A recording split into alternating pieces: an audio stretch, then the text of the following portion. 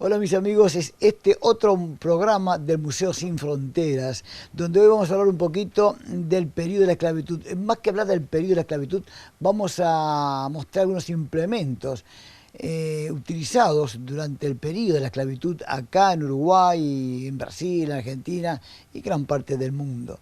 Un periodo muy triste, donde miles de personas, miles de negros,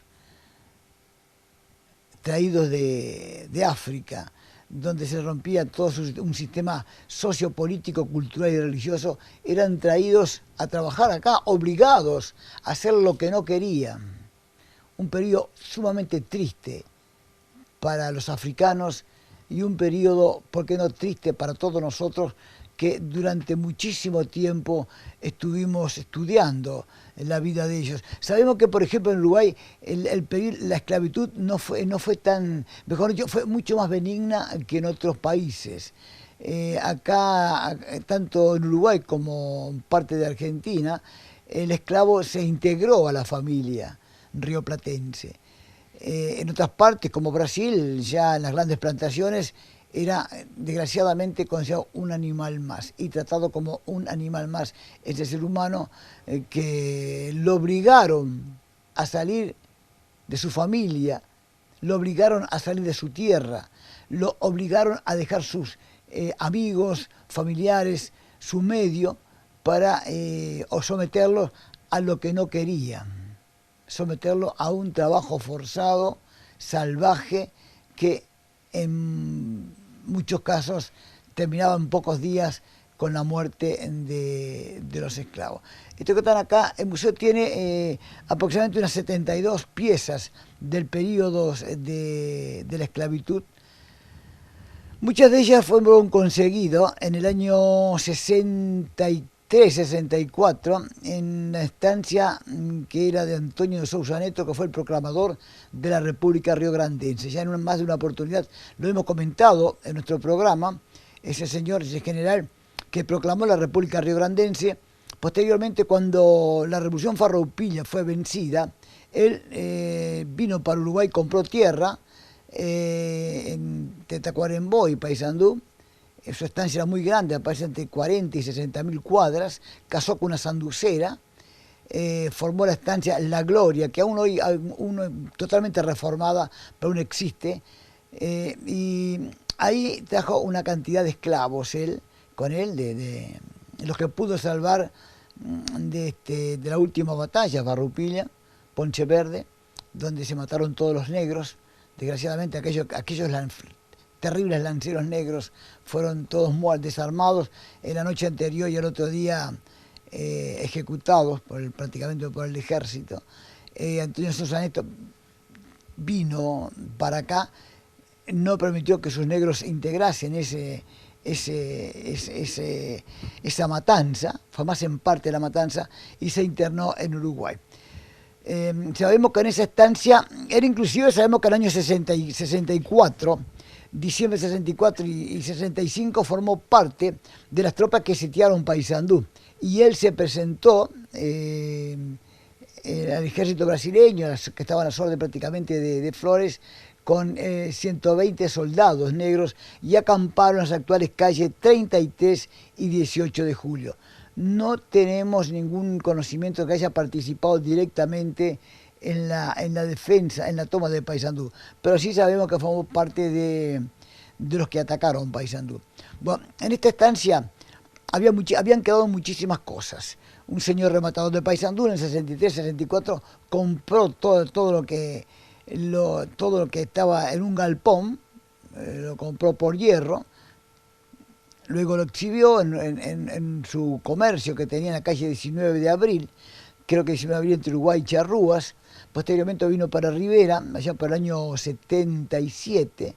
En el año 78-79 nosotros comenzamos a comprar las piezas que hoy ustedes van a ver, que yo les voy a mostrar, que son, vuelvo a repetir, del periodo de la esclavitud. Esto que está acá no es tanto un implemento de tortura. Depende cómo se usase, ¿no? Por supuesto. Donde se movilizaba el prisionero. Algunas veces, esto tiene diferentes usos. Puede ser introducido en los pies, puede ser uno como tortura, introducido en los pies, uno, y el otro a la altura del hombro. ¿M? Y también en forma de tortura, que era espantoso, acostarlo boca abajo al esclavo, o al prisionero también, porque se utilizaba mucho con prisioneros, poner uno en una pierna y el otro en un brazo. Así quedaría pierna y brazo casi que juntos por la espalda, que a los 7, 8, 10 minutos esta persona tendría que tener un ataque de calambre espantoso. Esto sí, figuraron también en una película que fue filmada en Tacuarembó sobre el periodo antes de la derrota. Esto es entonces un implemento del periodo, tiene aproximadamente, se usó muchísimo tiempo, ¿no? Se usó hasta 1920, 1930. En algunas comisarías, por ejemplo, en una subcomisaría que estaba cerca de Guichón, cerca de la estancia de la Viuda de Castaño, había un implemento. Recuerdo que yo era muchachito y recorríamos a esa zona y veíamos colgado, sin utilizarse un tipo de inmovilizador de este tipo. Esto sí ya es un poco más triste, es un marcador de esclavo. Se lo marcaba, según se dice, a la altura de la espalda, en la parte derecha de la espalda. Una cruz que simbolizaría posiblemente una propiedad o, en fin, los marcaban desgraciadamente como si fuesen ganado. Acá tenemos otra pieza interesante, es una palmeta, que me comentaba alguien, un historiador argentino, amigo, que él dice que tiene conocimientos de que algunas palmetas de estas no solamente servían para pegar, sino que las calentaban y las pegaban caliente, sobre la mano o sobre las piernas. Imagínense que una pieza de esta, un hierro de esto, que pesa aproximadamente unos 2,5 kilos, si se calienta y se pega contra la piel, prácticamente tiene que salir parte de la piel pegada al hierro. Entonces está totalmente forjada. Ustedes pueden ver que es una pieza forjada. ¿Qué quiere decir forjada? Que fue hecha por el herrero, se estiró el hierro, se abrió, se le puso este tipo de triángulo que está encima y se formó una palmeta. Posteriormente también le hemos visto estas palmetas, pero mucho más adelante, en algunas escuelas donde se tenía el concepto de que la letra con sangre entra. Acá tenemos otro marcador también de esclavo, este es mucho más pequeño, o sea, que se calentaba y se ponía una parte y se identificaba la propiedad que tenía el dueño, el amo, sobre el esclavo. Este es uno de los periodos más tristes del periodo de esclavitud. No tenemos antecedente que este tipo de cosas hayan sido utilizadas acá en el Uruguay. Esto es un cinturón de castidad para esclavas. Posiblemente vendría forrado en cuero o en algo similar. Se les ponía a la cintura y con esto dormían toda la noche. Es un cinturón de castidad, de un recuerdo muy triste. Vuelvo a repetir, no tenemos antecedentes que se haya utilizado acá en Uruguay. La Constitución de 1830, la primera constitución de la cual hemos hablado nosotros, es altamente unitaria, presidencialista, prohibió, o mejor dicho, decretó de que ya, por ley, de que ya no existían a partir de ese momento los esclavos. Lo cierto es que la esclavitud duró fehacientemente hasta la guerra grande, y posteriormente también. Tenemos antecedentes acá en Rivera, año 1900, por buena vecindad entre Uruguay y Brasil, una autoridad política devolvió 3 esclavos que habían escapado por otro territorio para ser libres. Así que hay antecedentes de que, si bien es cierto que la Constitución de 1830 prohibió la esclavitud de nuestro país, se prolongó muchísimos años más. Esto que está acá es una pieza rara, realmente rara. Pesa 5,5 kilos. Es para eso que llama una apretacuello, para inmovilizar al esclavo o para trasladarlo. Pienso que no se debería haber sido utilizado en esta forma, sino que ¿por qué? Porque esto, imagínense que una persona que camine con esto a los 100 metros debe dañarse la piel, debe lastimarse, ¿verdad? Entonces posiblemente esto haya sido forrado con cuero y se lo trasladaba uno tras del otro. Acá tiene para poner un candado o una cadena para que en fila siguiesen el camino y no pudiesen disparar. Pero pesa 5,5 kilos, es una pieza muy linda, fabulosa y de triste recuerdo. Pero posiblemente una de las piezas más...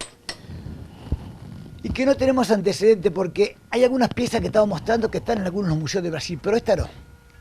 En ningún museo de Brasil existe esta pieza. Es una bisagra que tiene un encaje sobre el hierro, con un alambre o con un hierro, donde dentro de él va el cuello de una persona. Si se abre esta bisagra, se baja, se cierra y queda el cuello dentro de la persona. Era aproximadamente, posiblemente para 2 personas. Una de acá y otra acá. No sabemos si irían así o serían así. Pero realmente es una pieza muy rara. Muy rara. Isidoro de María nos cuenta que en Montevideo, ya por el año 1700, no recuerdo bien si 1896 o 1786. Dice que estaban desembarcando una cantidad de esclavos, recién habían llegado a Montevideo y se lo iba a poner en una casona para aislarlo 40 días. Dice que de repente vino una sudestada muy grande, hizo tambalear el bote donde estaban desembarcando los esclavos y muchos de ellos, muchísimos de ellos, más de 30, se fueron a pique. ¿Por qué? Porque venían todos con apretacuellos con cadena de este modelo que tenemos acá, que es el único que existe en el país. Miren, con candados de bronce antiquísimos, llenos de pinches, y luego continuaba el otro. Eran para trasladar 2 esclavos. ¿Saben cuántos kilos pesa esto? 18,5 kilos. Y muy gastadas las cadenas, muy gastadas. Es decir, durante muchísimo tiempo. Se ve que lo desembarcaban, antes de desembarcar les ponían esto, lo trasladaban, luego se lo sacaban y sucesivamente, cuando iban a desembarcar otros esclavos, ellos volvían a hacer el mismo trabajo. Es una pieza rarísima, con 2 hermosos, vuelvo a repetir, candados en bronce, que nos habla de un periodo realmente de un periodo de mucha barbaridad, pero que era muy, muy común en aquel entonces ver negros esclavos siendo trasladados en esta forma. Y esto que está acá, en el museo en un museo de Porto Alegre, no recuerdo, el director estuvo conmigo, no recuerdo el nombre, hay uno similar. Dice que para el negro Gozal, que es el negro que se escapaba mucho, entonces es un apretacuello en esta forma. Si se apretaba cuando pasaban cerca de un monte, una zona arbolada, prácticamente no podía disparar después, porque este tipo de implementos impedía que se trasladase en forma tranquila o se pudiese desplazar dentro de un bosque muy tupido. Inmediatamente lo agarraba. Bien. Esto sí no llevaría cuero, no llevaría absolutamente nada. O sea que el individuo quedaría con una gran marca cuando se lo sacaban, después de dar 400, 500, 1000 metros o más, cuando se sacaban debía sacarle todo el cuello, realmente todo herido.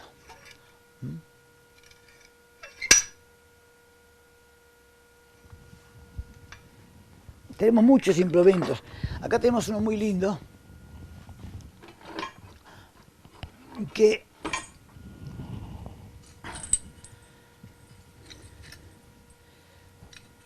posiblemente o sea para piernas y brazos o posiblemente también para ser utilizado para 2 personas.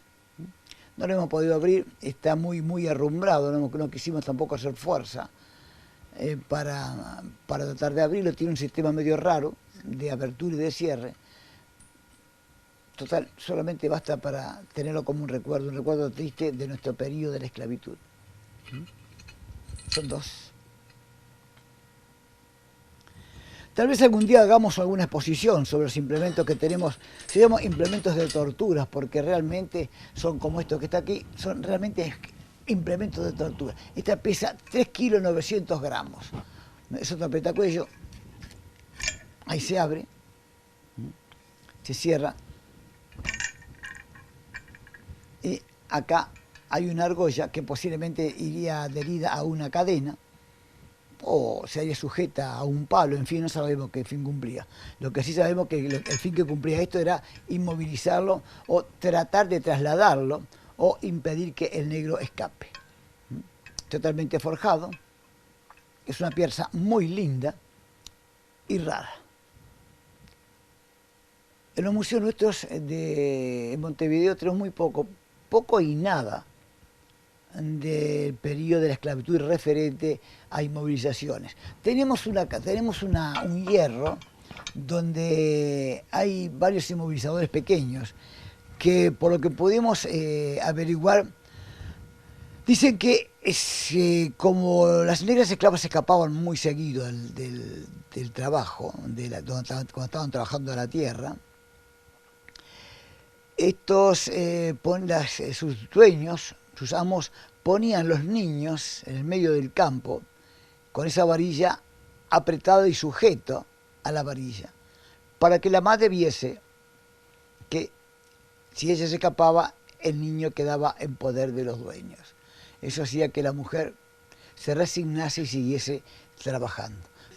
Acá tenemos, pero no tenemos tiempo hoy de comentarlo, tenemos dos documentos importantísimos.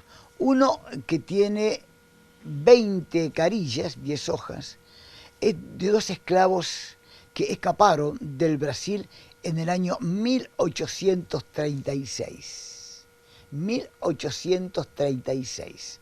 Habían tenido un problema, uno de ellos era casado, el patrón violó a la señora de él, la mujer de él, y se escaparon y los persiguieron y mataron 2 soldados y mataron al patrón. Vinieron por Artigas, Saltos y llegaron a Paysandú. Y en Paysandú ya se tenía noticia, fíjense cómo era, ¿no? Aunque estaba en el año 1836, se tenía noticia de que era posible que ellos llegasen allí. Y todo el trámite, todo el sumario, dice sumario instruido a Juan da Costa Rosa, se inicia en Paysandú el 16 de mayo de 1836, para finalizar, para culminar el 15 de diciembre de 1840, es decir, tenemos mayo de 1836, finaliza en 1840. ¿Qué es lo que dice el juez en el documento? Dice que el crimen no había sido cometido en territorio uruguayo, que por eso no se lo podía juzgar, pero que el juez resolvía que debían ser devueltos a sus amos. Imagínense, es lo último que sabemos de estos individuos. ¿Qué habrán hecho con ellos? Ustedes pueden imaginarse lo que habrán hecho con ellos. Fundamentalmente, ¿para qué? No tanto por el castigo, sino por el castigo para que los demás tuviesen ejemplo de los que les iba a acontecer si volvían o querían intentar realizar lo que habían realizado ellos. 1836, igual acá, en Uruguay, 6 años después de la Constitución del 30, donde prohibía la esclavitud, fueron devueltos en calidad de esclavo para Brasil.